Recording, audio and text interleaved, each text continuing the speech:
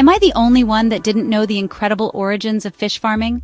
Long, long ago, in the mists of ancient China, a truly remarkable story began. It was a story not of emperors or great battles, but of quiet observation and a deep connection with the natural world. Imagine the winding rivers and vast, shimmering lakes of that land teeming with life. For centuries, people had cast their nets, relying on the wild bounty of the water. But then a magical discovery was made. Farmers noticed something wonderful happening in their flooded rice paddies after the waters receded. Tiny, wriggling fish, the young of the common carp, would be left behind, swimming in the shallow pools. It was a moment of pure inspiration, the very first whisper of an idea that would change how we feed ourselves forever. Instead of simply catching these stranded little fish, these clever observers began to care for them. They saw that these baby carp, or fry as we call them, could be nurtured. They could be fed and protected from hungry birds. The farmers watched them grow, day by day, from tiny slivers of life into large, healthy fish ready for the table. This was not just fishing, it was farming. It was a partnership with the water itself. This gentle art, born from patience and a keen eye, marked the dawn of aquaculture. A new relationship between humanity and the aquatic world was being forged, one that would ripple across time and continents in the most extraordinary way. This newfound knowledge was so precious that it was carefully passed down through generations. Around 475 BC, a man named Fan Li, who had become a successful fish farmer, decided to write it all down. He created the very first guide to fish farming, a wonderful book that shared the secrets of raising carp. He described how to build the perfect pond, how to select the best fish, and how to ensure they grew strong and healthy. It was a manual for a miracle, a testament to human ingenuity. This ancient text ensured that the wisdom of those first farmers would not be lost to the winds of time, but would instead become a foundation for the future. The story became even more clever. Chinese farmers, ever the innovators, noticed that different types of carp liked to eat different things. Some, like the grass carp, munched on weeds and plants at the surface. Others, like the silver carp, filtered tiny plankton from the middle of the water. And some, like the common carp, nibbled on morsels at the bottom of the pond. This led to a brilliant idea: polyculture. By raising these different species together in the same pond, they created a perfect, balanced ecosystem. The fish helped keep the pond clean, and no food was wasted. It was a beautiful, harmonious system, a lesson in cooperation taught by the fish themselves.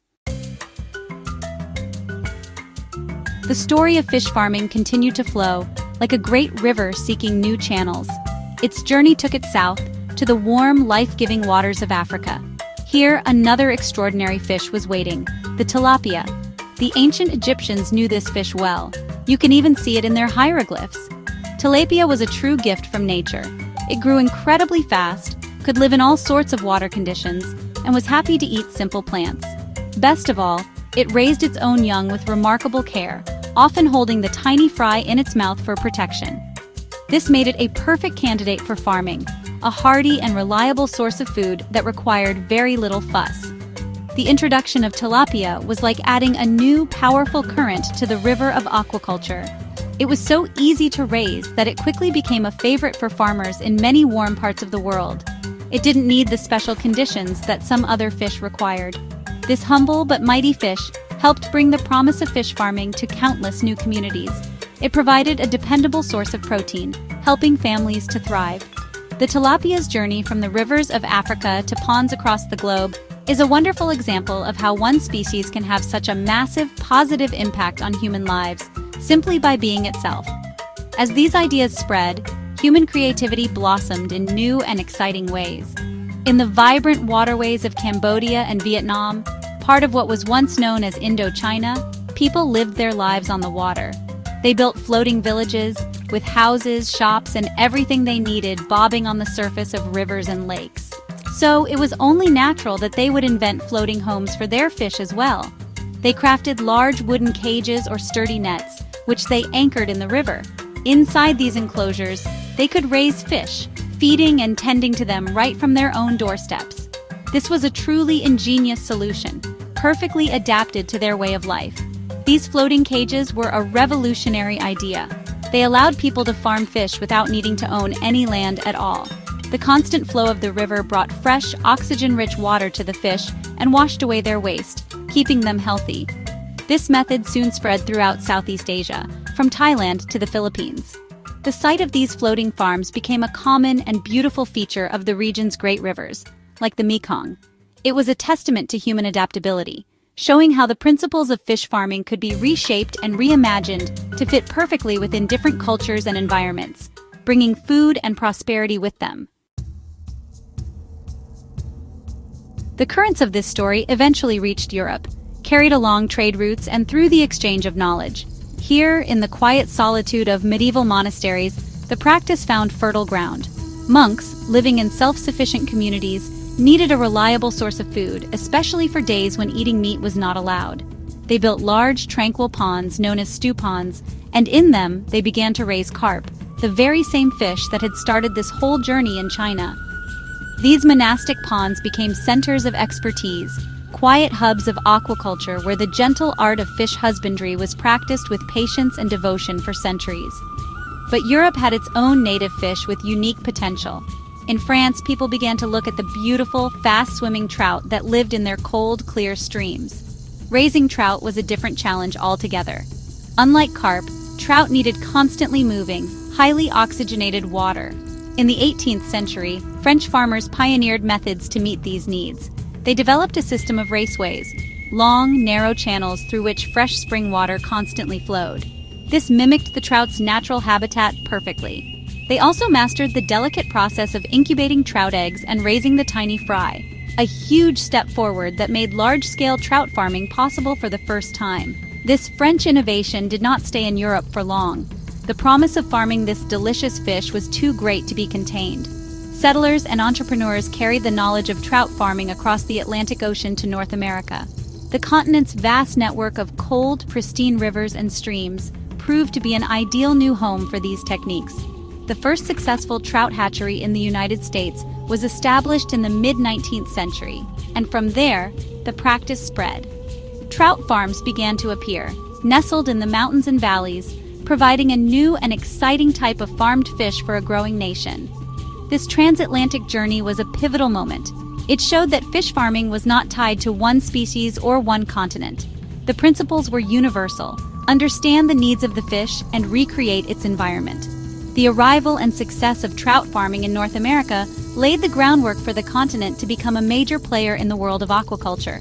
It was another chapter in the story, demonstrating how a good idea can travel, adapt, and set down roots in a new land, creating new opportunities and new traditions along the way. The stage was now set for an even greater expansion of fish farming in the Americas. As we entered the 20th century, the pace of innovation in fish farming began to accelerate dramatically. In the southern United States, another native species stepped into the spotlight: the catfish. Farmers in states like Mississippi and Arkansas realized that the warm, slow-moving waters of the region were perfect for raising this hardy fish. They transformed vast areas of land into sprawling complexes of earthen ponds, creating a massive new industry. Catfish farming became a cornerstone of the local economy, providing jobs and a beloved food source for millions. This American success story showed how farming a local species could create a thriving, large-scale enterprise. At the same time, scientists and farmers were unlocking the secrets to farming fish from the world's oceans. This was a much greater challenge, as saltwater species often have more complex life cycles. But through dedicated research, breakthroughs were made. In Norway, innovators developed massive circular cages that could be moored in the cold, deep fjords, creating the perfect environment for farming Atlantic salmon. All around the world, people learned to cultivate shellfish. They grew oysters on racks, mussels on long ropes, and clams in the sandy seafloor. The ocean itself was becoming a farm, expanding the possibilities of aquaculture beyond imagination. By the dawn of the 21st century, fish farming had transformed into a truly global powerhouse for food production. It was no longer a small, niche activity, but a vital part of feeding a growing world population. The growth was particularly explosive in Asia, which became the undisputed heartland of modern aquaculture. Countries like China, India, and Vietnam scaled up their operations immensely, producing a staggering variety of fish, shrimp, and shellfish. For the first time in history, the amount of fish produced on farms surpassed the amount of fish caught in the wild. It was a monumental shift in our relationship with the planet's aquatic resources. This rapid growth, however, was not without its difficulties. As farms became larger and more concentrated, new problems emerged. Water pollution from fish waste and uneaten feed became a serious concern in some areas, harming the local environment. Diseases could also spread quickly through a crowded fish population, leading to devastating losses for farmers. These were serious challenges that threatened to undermine the promise of aquaculture. But just as they had done for centuries, farmers and scientists met these challenges with ingenuity and a determination to find better ways of doing things. The next chapter would be one of solutions. Faced with the challenges of pollution and disease, the global fish farming community responded with incredible creativity and a new focus on sustainability. They knew that for aquaculture to have a long-term future, it had to work in harmony with the environment, not against it. One of the most brilliant solutions was the development of recirculating aquaculture systems, or RAS. These are essentially closed-loop, land-based fish farms. The water is constantly cleaned, filtered, and reused, which dramatically reduces water consumption and prevents any pollution from escaping into nearby rivers or oceans. It's a high-tech way to create the perfect environment for fish, anywhere in the world. Other solutions look to nature for inspiration. Farmers developed better feeds that were more easily digested, meaning less waste and healthier fish. They began using probiotics, which are good bacteria, to help prevent diseases before they could start, reducing the need for medicines. Many returned to the ancient Chinese idea of polyculture, creating integrated systems where the waste from one species becomes food for another. For example, the wastewater from a fish farm could be used to grow seaweed or shellfish, which filter the water clean.